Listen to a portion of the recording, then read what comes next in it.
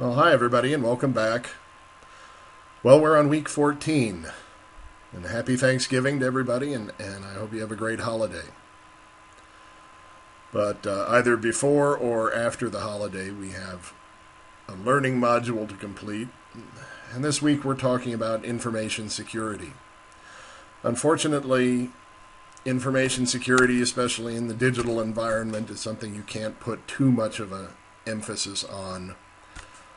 There are literally thousands of different kinds of threats to you as a user or to the information you are managing. And we as information managers are going to be at least responsible for ensuring that security provisions are made for the information we manage, even though we may not be directly responsible for implementing those security techniques.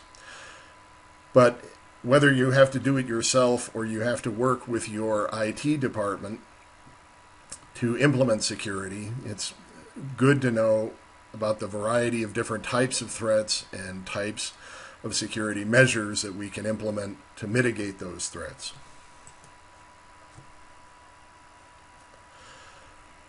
Now, there are a number of motivations, primary motivations, for why there are individuals out there who want to steal your identity, your personal information, or steal your information files, or wreak havoc on your organization in terms of its information resources. A lot of these have to do with the desire for economic gain, in other words, theft of one form or another. Other forms of attack on organizations are to gain intelligence. Sometimes they're for personal revenge. Those are often famous cases that we hear about, disgruntled IBM employees who write viruses and so forth. Some of it is simply phenomena we like to call tearing the wings off a butterfly, just to do something destructive to see if it can be done.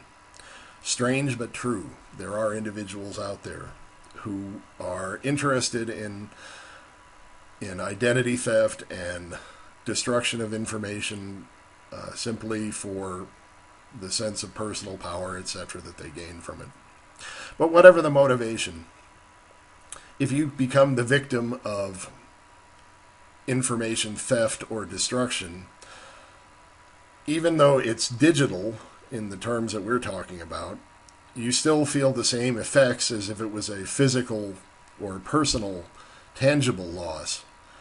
Personal loss of any sort is traumatic, and if you have your identity stolen, or somebody gets into your bank account, or somebody gets into a file server and deletes all of your files, those losses are personally traumatic. Also, in terms of an organizational setting, as well as a personal setting, your information files are an economic asset. You or your organization have spent time creating those assets, and it will cost time and money in order to recreate them or even just restore them. And then there's the destabilization effect. When somebody hacks into a server that you manage and wipes out files that you were managing, it has a tremendous destabilizing effect for you personally as well as for your organization. Sometimes hacking, losses can cause months of organizational time and money loss. And of course, as information managers, we want to maintain our reputations, and so, as I said before, you can't put too much of an emphasis on implementing security.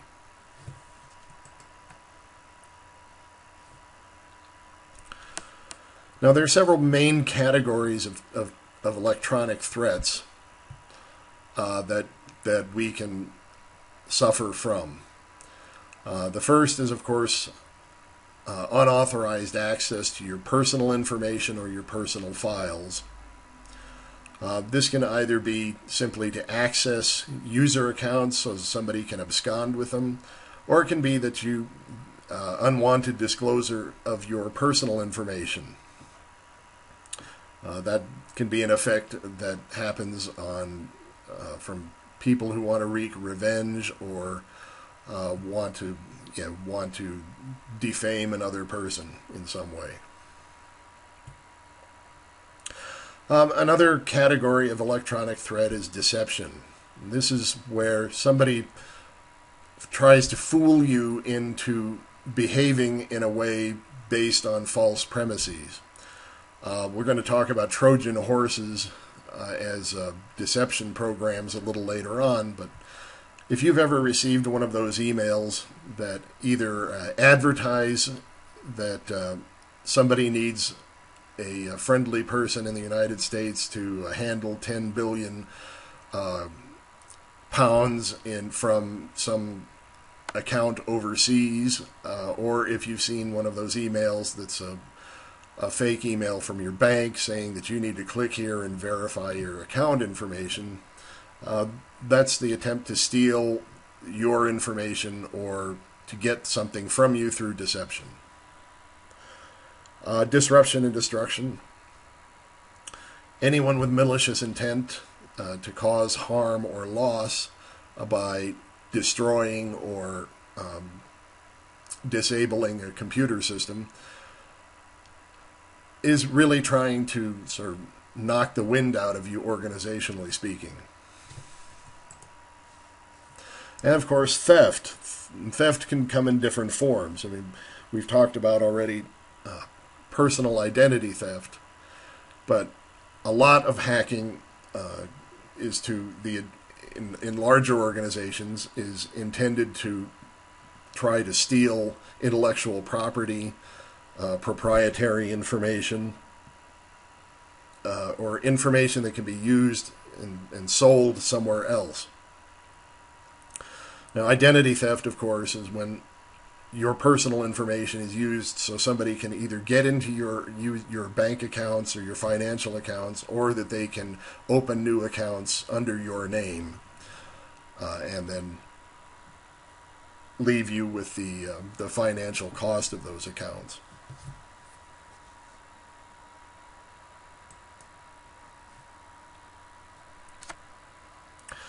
Now, there's a number of different ways that people who want to do us digital harm are going to try to enact that harm on us. The first type is under the category of personal user attack. Now, somebody who's trying to access a computer system at your office or get into your own personal computer system, the first thing they might try is just physical access, to steal the computer and then try to access it later on after they've stolen it. We see this kind of personal attack a lot with phone and tablet devices, which are small and easy to run off with, unfortunately.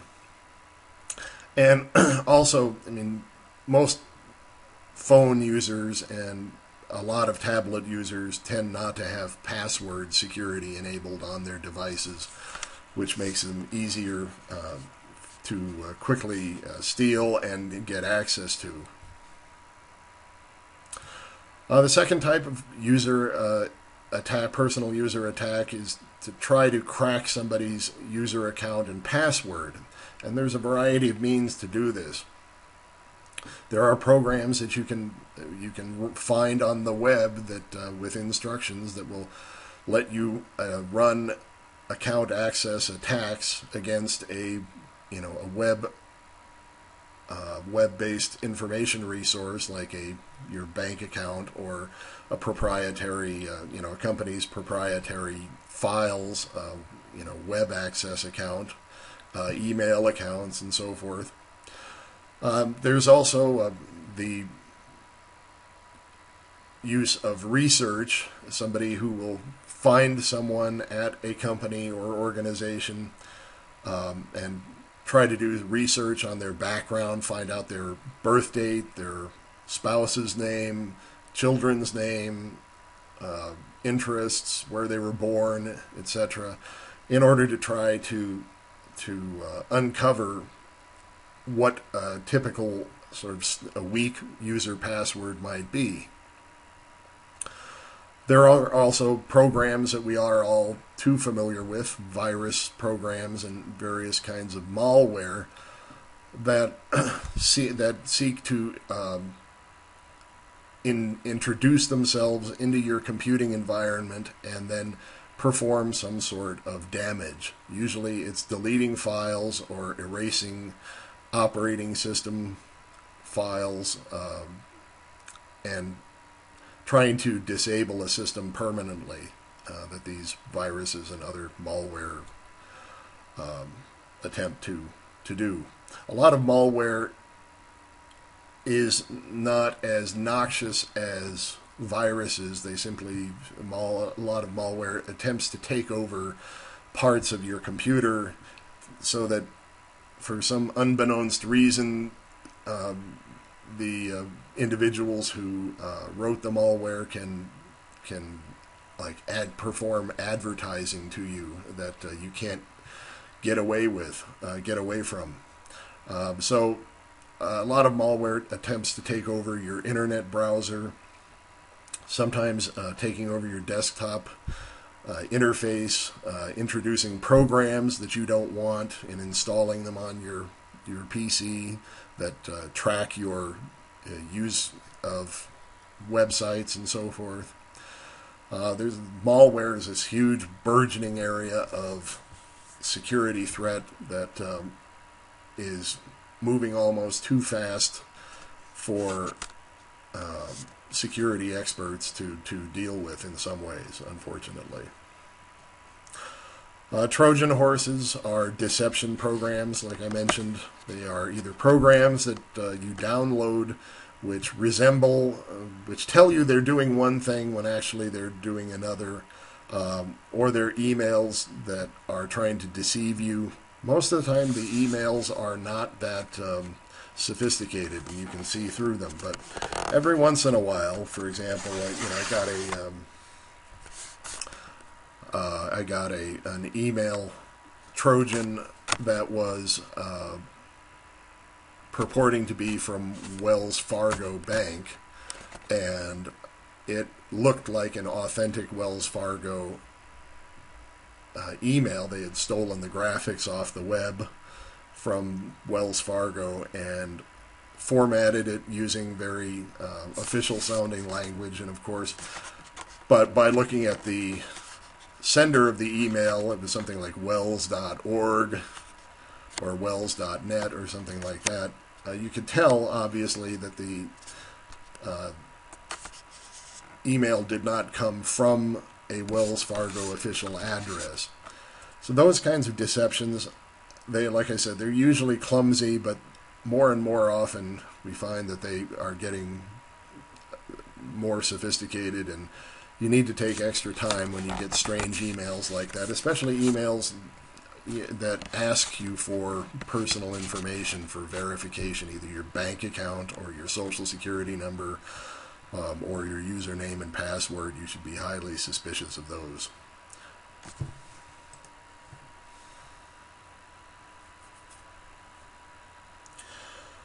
A lot of times hackers will attempt to penetrate an organization, whether for a variety of purposes. Again, it could be simple theft, it could be for a political agenda, it could be for an intelligence gathering, whether it's for governmental or non-governmental purposes. But when a group of hackers attempt to attack an organization's online computer resources, they are looking for sloppiness and poor management on the part of that organization. And a lot of them, when interviewed after conducting these digital attacks against organizations, say, well, they feel justified in attacking such organizations because the organization, because of its poor management and sloppiness, was really asking to get hacked. But hackers, in going after an organization's computer resources, are looking for unprotected systems that don't have good security models applied to them, have open shares that you can introduce programs onto, poor user registration. So if you go and register on a site and get falsely and get some level of access to an organization that then might give you clues for other ways to penetrate a system, and of course user account name and password cracking or taking over account, bona fide accounts are ways that hackers attempt to get into an organization to wreak havoc. Another way is surveillance. When I say network traffic surveillance, hackers will often try to derive sensitive information from unprotected and unencrypted emails and data communications that they can sort of tap into. It takes a good deal of effort, but it's definitely doable.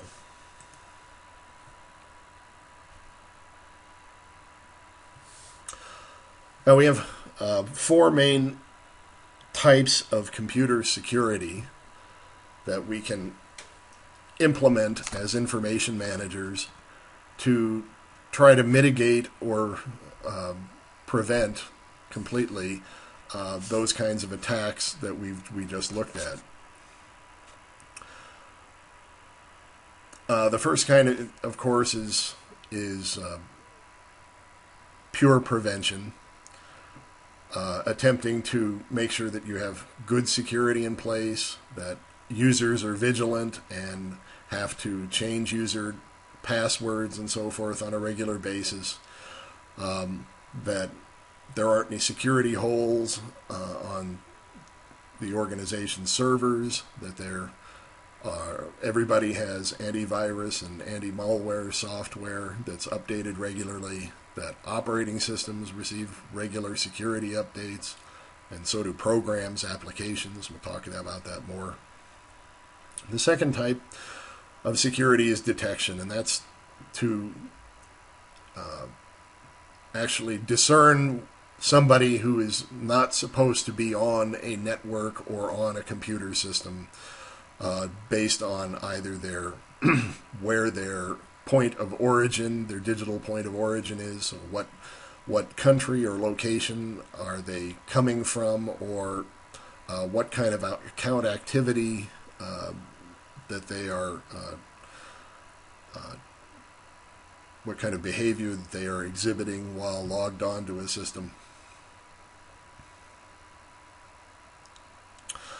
The third type is unfortunately something that most information managers are going to have to deal with at some point over their careers, and hopefully not a lot, but recovery from an attack is a way to mitigate the attack, making sure you have good backups of everything. You have copies of all of your documents in another secure location.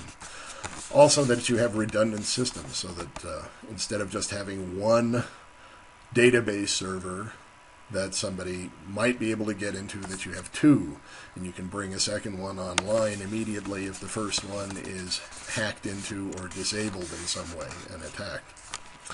But recovery is not perhaps the first line of defense, but it's part of any other security program, making sure that you can recover from an attack when it happens. And then interception is essentially finding out who's responsible for the attack and making sure that they are identified and punished or restricted from trying to attack again. That usually interception is the only falls into the purview of governments and very large organizations who can spend the the money to have investigations and interface with law enforcement to bring hackers and online criminals to justice.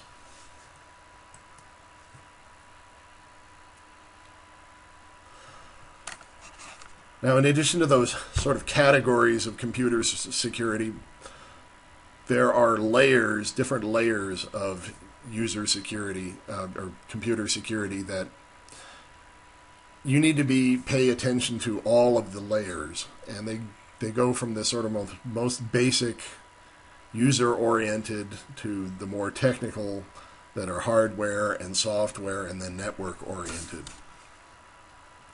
So these layers of computer security they sort of complement each other, and you need to pay attention to each layer in turn to make sure that you have all of the security tools enabled in each layer to provide the most comprehensive security protection of your servers that your information resides on, file systems, portable devices, which include disk drives and tablets and phones, as well as laptop and workstation, permanently mounted workstation PCs. Also, you have to think about other devices that we typically don't consider being security vulnerable devices. Printers, for example. Printers are on the network, and if a wireless printer is on the network and it's not protected, it can actually provide a way for a hacker to get into a network. So there's a whole variety of aspects of security that we need to be cognizant of, but the first and most important defense is implementing good user account security policies at your organization, especially if you manage a multi-user system that many people are going to use to retrieve information from. And getting people to voluntarily act in a responsible way as users is the best, but it's also one of the more difficult ways. So we have tools on most information servers, systems that allow you to enable forced strong passwords, for example. So I can't just have when I register, or if I'm given a user account on an information system that you are managing, that you enforce that I have to have a long password that has numbers, letters, capitalized letters, lowercase letters, and special symbols in them before you'll accept the password that I select. Changing passwords on a regular rate. If you have very sensitive information on a network accessible server, you may want to require users to change their passwords up to like once a month. At UNM, for example, though, we're required, I believe it's every 90 days to 6 months that we're required to change our network ID passwords. And then having other user authentication requirements for more sophisticated systems. For example, if you log onto your bank account, your online banking account, and the bank will ask you to identify a picture that you've selected in the past. That makes sure that you're not using a Trojan application. And then also it might ask you security questions like, what's the name of the high school you went to, or what's your father or mother's middle name, or something like that. Those are other types of user authentication tools that can be used.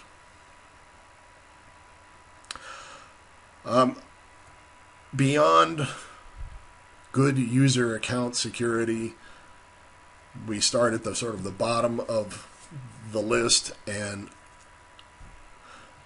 there are tools that we can enable at the hardware level that make it really hard for hackers to get into our mobile devices in particular, like laptops, portable hard drives, and phones, most importantly, especially data-enabled phones. But if you go and look at your phone or your laptop user guide, you'll find that most of them are going to allow you to enable a hardware level password that a hacker would have to get past before the system even turns on. So if you have on your laptop a hardware level password, that's actually stored on a chip in the hardware guts of your laptop, and it's not in the operating system. So it makes it very difficult for somebody to try to extract your password. And if you have a really good password at the hardware level, they can't try any of the other tricks at the software level to try to access your machine. Making sure that you have security enabled when your devices are network accessible. So a lot of hacking goes on in the phone world by people who just leave their Bluetooth settings open and on all the time, and that your Bluetooth will broadcast and identify you, and then that makes it easy for somebody who's may not even be in the same physical location, but down the block or across the street or something, to be able to get into your device because you've left it unprotected. The same thing with network security, especially laptops that are using wireless network connections. You want to make sure that there's a password on all of your network connection settings. Firmware updates are important for hardware security. There are tricks that hackers can use to get in to a system at the very low level, and so the maker of your device will often offer security-based firmware updates, and the firmware is the sort of the machine-level software that runs between your physical device, your phone or your laptop, and the operating system that runs on top of that hardware. The next level up from hardware is the operating system, and operating systems are where most of the illegal access to a system occurs.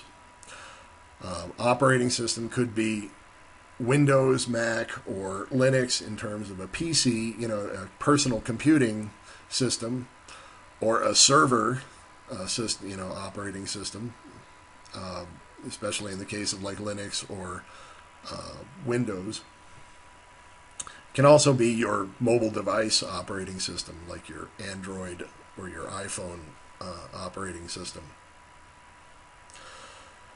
Now, especially on the Windows side, because there have been so many intrusion attempts into the Windows environment by hackers, and it's been primarily because of two reasons. I mean, the first reason is that Windows was designed on an open architecture basis, not open source, that's different, but an open architecture basis, which allows the hacker to know a lot about how the computer system works. The other is, of course, that major businesses and governments use Windows primarily as their desktop operating system, and so that's where all the good stuff is. Banks and insurance companies and financial businesses and the government and so forth. are all Windows-based operations. So, especially on the Windows side, there are a number of different features that you can enable in Windows that provide really excellent levels of security. The first one is most annoying kind. I can't stand it myself, and I only use it when I have to, although that's not a good idea. But the first feature is called user account control. And you can actually get user account control software to run on Mac or on a Linux system. But essentially, user account control system defines exactly what each level of user can do on a computer system. And when somebody who's logged into that system tries to do something that's over and above their level of permissions, like trying to install software when you're not given permission, you don't have permission to install software, then it stops you in your tracks and tells you you have to go get an administrator to do that. Now, this can be very annoying if you're trying to work on a computer and you need to install an update in order to just do your job, and suddenly you get this dialog box that blinks at you and says that you need to go get an administrator's permission before you can install a Flash update or something like that. That can be extremely tedious and difficult to deal with on a regular basis.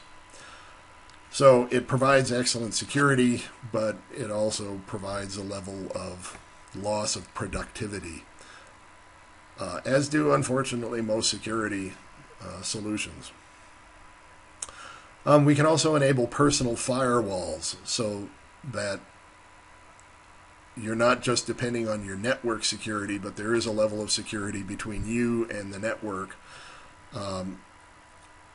that can monitor for illegal access or unauthorized access to your machine and keep out programs that want to broadcast your information out from your machine across the network. Of course, we all know that there are security updates that we need to do for operating systems, and unfortunately for Windows in particular, you need to do these on a regular basis, but you can automate them, unfortunately. And not unfortunately, but fortunately, you can automate them so that you don't have to worry about them personally, like manually doing updates periodically. And then finally, there's encryption tools that are available that you can either use in Windows or Mac or Linux, or that you can add on to those operating systems, so that files that are in particularly sensitive areas on your machine need an encryption key, and when you send them to another user, the other user needs to be able to decrypt the file in order to use it. A good commonly used open source product is called PGP, Pretty Good Privacy, which is an encryption system that you can implement to provide at least a base level of encoding, so that somebody can't just open a file that's been encrypted. They have to have a key before they can actually look at the contents. The next level up is file system security. Files on all types of computing systems can be assigned to owners. The owner has full permissions to add, modify, delete the file. You can also assign permissions to groups, larger groups of users that are known to you or known to your organization. And these permissions can be provided at different levels of access. So you can provide a read-only access to other people, so that they can only look at the files, but they can't actually delete them. or they can't modify them. You can provide read and write so that somebody can modify them, but they still can't delete the file. And then you can provide read, write, delete,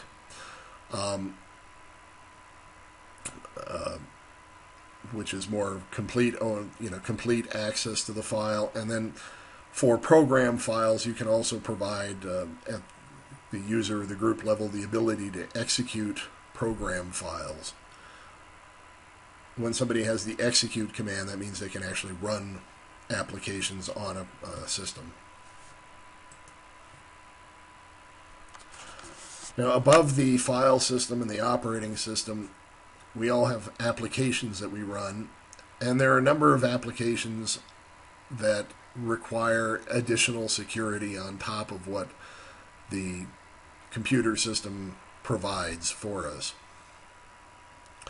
Now, with email and communications products, we can often enable digital certificates or digital signatures.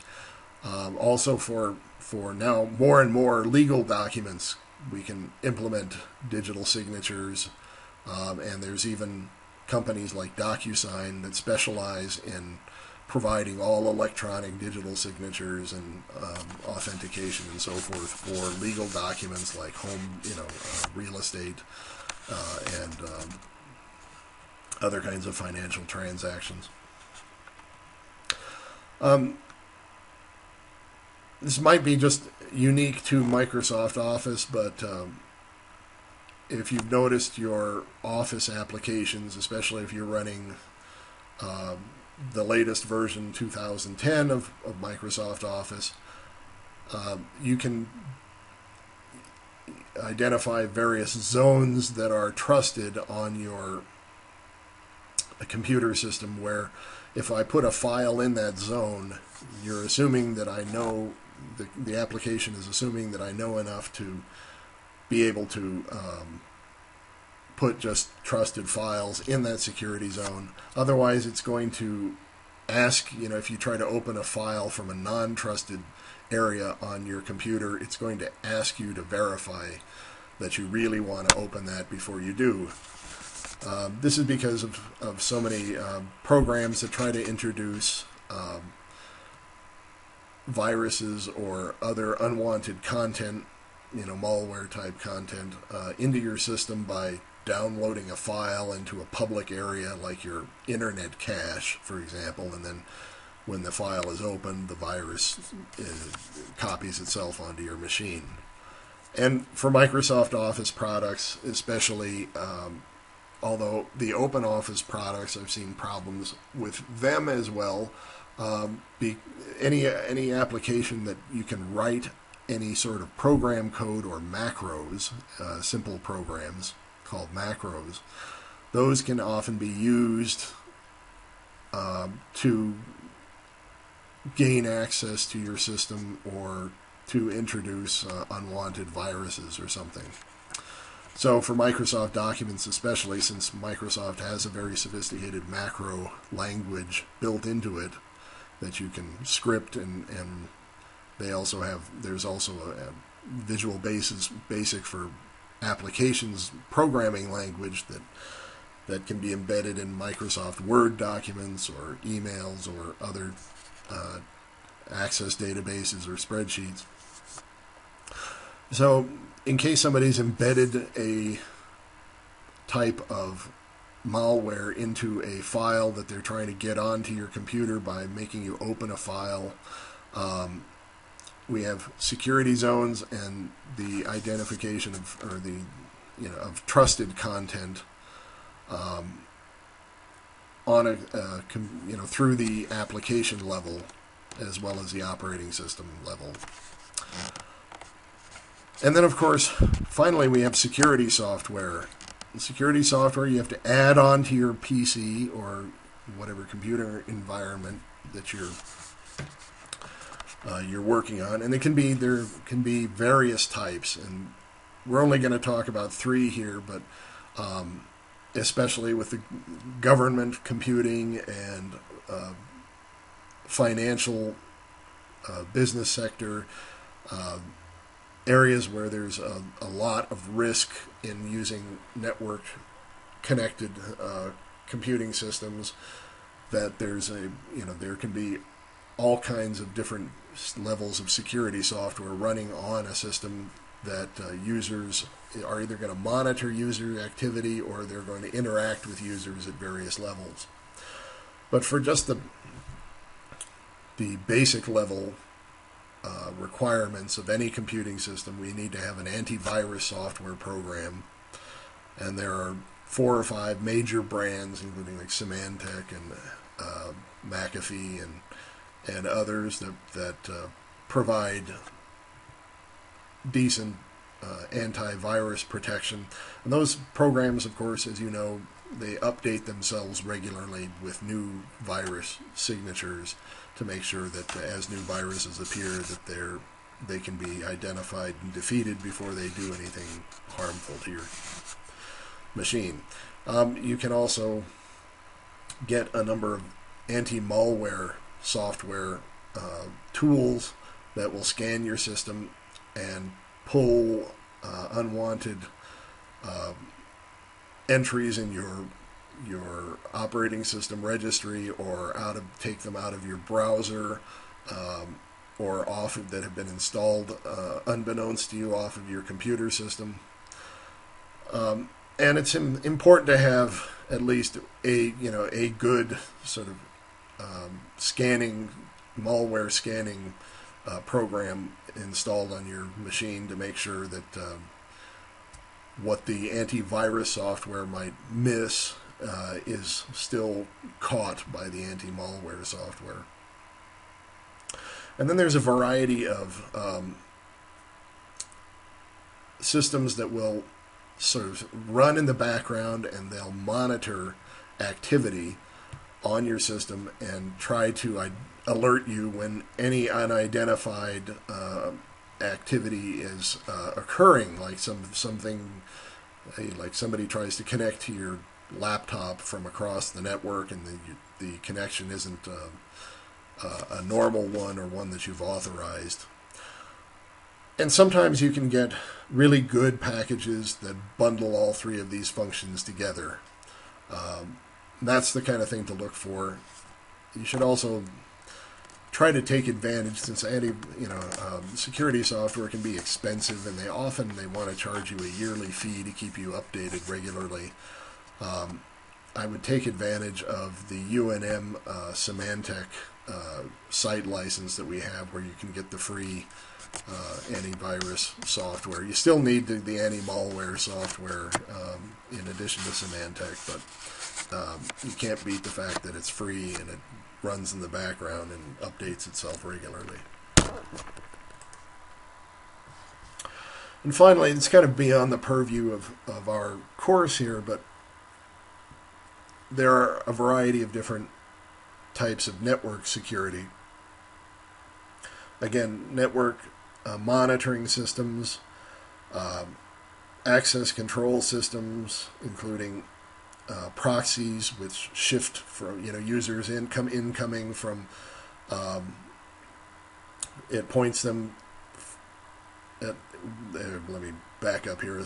A proxy server essentially allows you to point a user at one network address to log in, and then after authentication, the proxy server can shift the connection to another server, and that way you can mask all of your servers sort of behind the proxy server from direct access in the network. All the access has to be negotiated through the proxy server. That allows you to one level of network security by building sort of a wall around your information resource servers.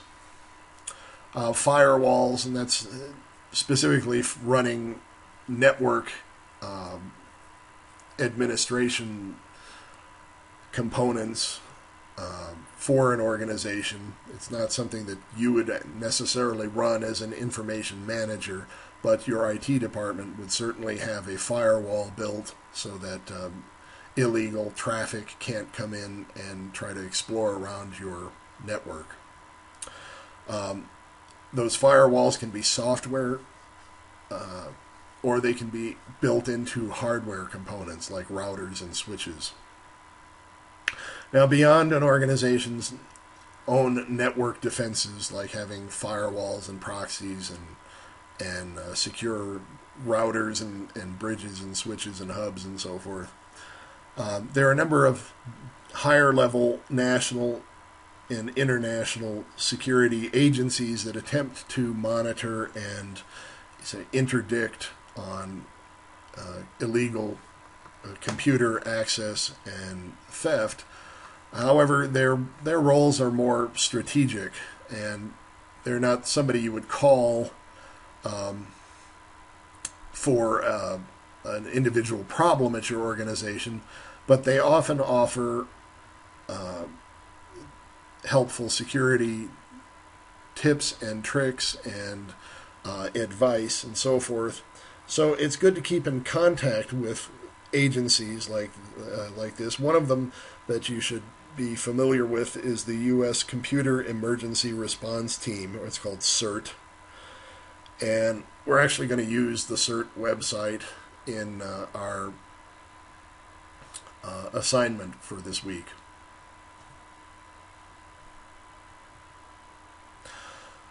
Now, just to recap briefly, the solution, there are solutions to all security problems, and they may not work all of the time.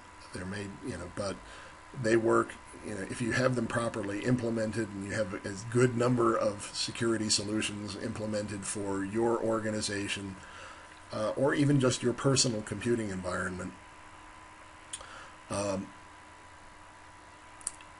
You're going to mitigate, 90 to 98%, maybe 99% of all of the attempts to illegally access your computer system environment.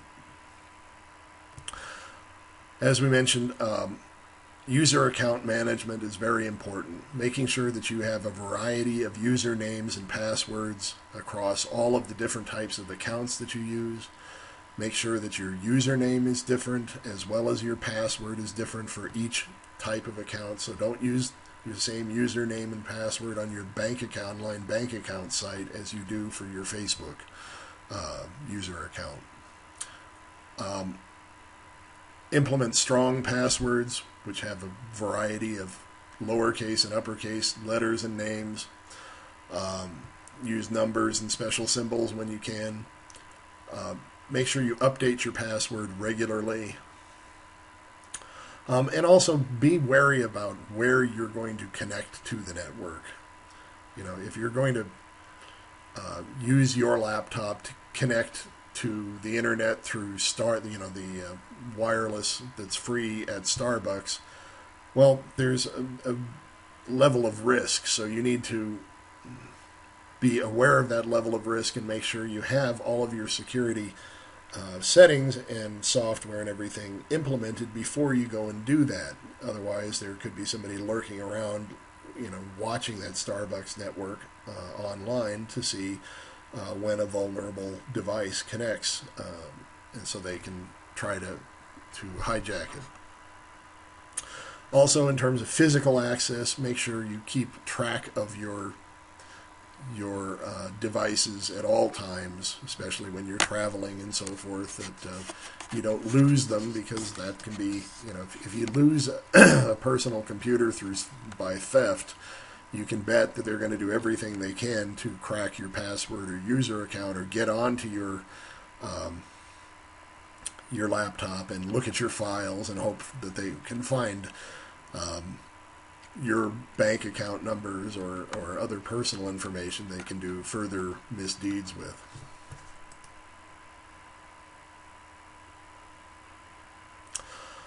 This is a list of what we've already talked about, but the things that you can implement as an individual user on your own personal devices to ensure the best possible security coverage for your device, and I'll let you review these on your own.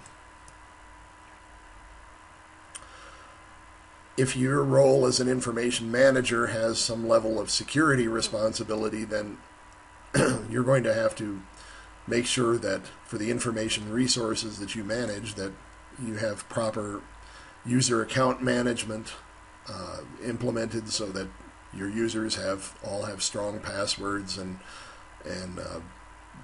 update their passwords regularly, and that you don't get anybody illegal trying to log into your servers and file systems. Servers, you need to manage access control vigilantly, making sure that you have good security settings so that you know what areas of your server, like the file system storage area of your server and the operating system area of your server, have different security levels and access levels, so that users can only get into the file system, but they can't see the rest of the server.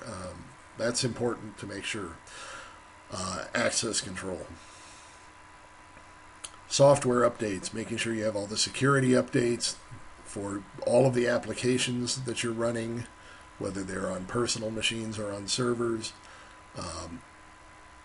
and that you have antivirus and anti-malware software on your servers and personal machines as well. Make sure that all the security features are enabled on any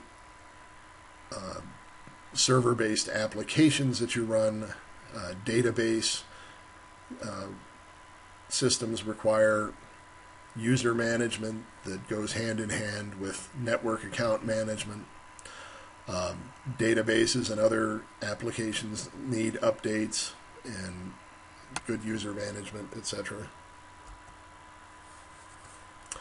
And then, while this won't be in your own area of responsibility, most likely, unless you have a more IT-related job, network security management. But you should talk with your IT department and make sure you understand how they have implemented security and what levels of security. And this can help inform you as to what levels of security you need to implement in the applications that you manage. And then, of course, security planning and policies are important, particularly for that recovery stage that I mentioned earlier in the lecture. You need to be able to recover if somebody does get into your system and cause some sort of havoc, delete files or mess things up, disable a server or something. So you need to have contingency plans, as well as prevention and monitoring and surveillance tools. All of those go hand in hand together. Now, as I talked a bit about earlier with user account control, it's very easy with security policies and tools and implementation settings on software and servers and personal machines for it to become overbearing and really lower an individual worker's productivity. So the idea with information security is to attain this level of balance where you're making sure that you're keeping secret or confidential user information and proprietary information for the organization that you don't want to get out to the public. You want to make sure that the information can't be spoiled by somebody deleting files when they shouldn't be, or by corrupting files so that they can't be used. And you want also to maintain the accessibility of the information resources so that workers can come to work and get into the system that they need to work on in a legal and authorized way, and then do their jobs without feeling the burden of the security requirements taking away the time that they have to work. at large government organizations, especially security organizations like the Central Intelligence Agency, for a long time in their history, the workers at those organizations suffered under the fact that they had all of these overburdened security precautions that they had to abide by, so that they could really get very little work done. At the CIA, it was known that it would take at least half your day to sort of set up, log in, ask for the information that you needed, and wait for it to come back, and go through all of the authentication processes before you'd get the information. So you're really only getting 4 hours of productivity a day. Since then, those organizations, and they won't tell us the details, of course, have undergone major changes that they at least purport that they are sort of lowering the security burdens while maintaining the security levels at the same time. So they've achieved a better balance now. At least we'll have to take their word for it. But you as an information manager can certainly make sure by working with your IT department and that you have a balance of security and accessibility and productivity for all of the people that you work with. Okay, so for the assigned readings this week, I've put several articles up, and also I've asked that you read the section on information security in your textbook that you bought, that we used earlier in the semester. And this has got really good sort of nitty-gritty information about information security that you may not have to, like I said, you may not have to use it yourself or implement it yourself, but you will have to work with your IT department at least to implement it. Now for your weekly assignment, I've got the instructions online, and I would like you to go to the US CERT website, and there they have a number of categories of both security issues that you should be aware of and sort of tips and tricks on how to deal with those security issues. I'd like you to pick one security issue, write a paragraph about what that issue is, and then talk briefly about what ways you can mitigate that particular security issue. Post that as a paragraph, a full paragraph, on the online discussion area for this week. Actually, we're in week 14, not week 10. I just noticed that's a typo on my part. Sorry. Post it in the week 14 discussion area, and then once your classmates have completed their postings, read at least 3 of your classmates' security issue postings and make a substantive comment about them. And with that, I hope you have a happy Thanksgiving and a good holiday. And next week, Lori will have the week 15 learning module prepared for you. I believe that's legal and intellectual property and ethical issues in information management. All right. If you have any problems, need help, be sure to email, call, or drop by my office. You should be working on your final projects. Remember, after next week's learning module, I believe we have a full week for you to devote to finishing your final projects, and then we'll have I think the week after is when we have the online presentations and your turn-in of your project documents. So I'm looking forward to that. Take care. See you next time. Bye.